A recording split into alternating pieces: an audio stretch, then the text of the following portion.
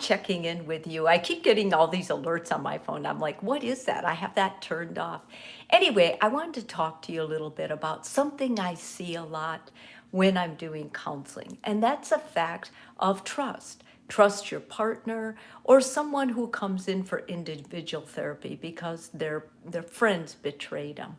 I just want to remember, and I want to remind you all that when you're with a significant other, whether it's a good friend, an intimate friend, or a partner, it's important that you keep that space between the two of you sacred. And I don't know what that means to you when I say that, but I'm going to tell you what it means to me. When you keep a relationship sacred, that means when then that person walks out of the room, they know they have an advocate in the room, someone who would defend them, someone who has their back, someone who would never talk bad of them, explain maybe why they perceived something the way they did in a positive light. In other words, you have someone who has your back 100%. They're going to take up for you. They're going to be basically your confidant, not dispel information that is confidential between the two of you, but help explain who you are, what you stand for to other people in a positive way. If that person you leave in the room sells you out or throws you under the bus, then that is not someone that you should be in a relationship with. There are some severe broken aspects of that relationship, whether it's a friendship or anything else. We've all watched movies like The Mean Girls, and we've seen friends who treat other friends poorly, like they're all trying to climb up a ladder.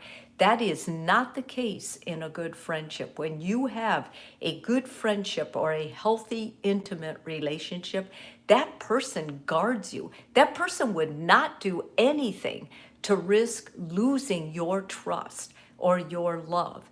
And that's why they're so healthy for us, both health emotionally and healthy physically, is because we know that person is on our side. We know that person has our back. So if for any reason you guys ever get into this discourse or argument and one of the partners gets mad at the other and they actually say, the reason I'm so upset or the reason I can't trust you because of what you did or what you said when I wasn't in the room, rather than you getting dismissive or just saying, oh, come on, you're so sensitive or whatever. No, they have a valid point, because if they put their trust in you and they thought you had their back, then you should have had their back. If you didn't, then you should have been honest and said, you know what, I'm one of those flake outs, which nobody does. Because I think it is flaky if you leave a room and the person that you love basically gossips bad about you or talks bad about you, rather than saying something like explaining why you chose the behavior you did, or trying to see you in a positive light, or gives you some kind of a cover. Yeah, that's just wrong. I see Marina M. She said, once betrayed, trust is not coming back. People will see the betrayer with different eyes. Man, Marina, that is so true. And as my job in therapy, so I'm trying to help you guys. I'm trying to help you start up again, because a lot of the marriages where there's betrayal of this sort, not only infidelity virtually or physically, but it begins with little actions like this, where one partner is talking to somebody else about what their partner does poorly, or that their partner's acting crazy or whatever.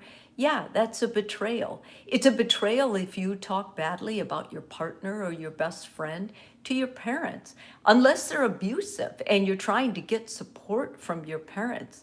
Otherwise, you need to have your partner's back. You need to try and explain why they felt the way they did. And that's true with friendships too. So I had a break, at work, and I thought, you know what, I'm just going to get online and talk to you guys. So if you like this, if this is helpful for you, please let me know, because I'll try and incorporate more of it.